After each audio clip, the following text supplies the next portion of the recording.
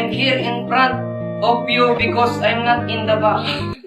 I'm standing here because I'm not sitting. Before I start my speech, I like to finish it. Good morning, ladies and gentlemen, especially to Sir Falagurus. Before I start my speech, may you kiss the bride.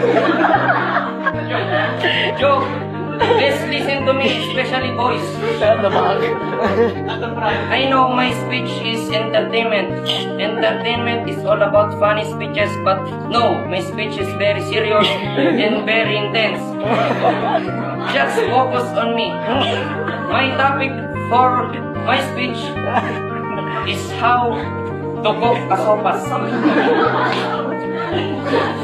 Sopas is the fastest food. Sopas can warm the cold.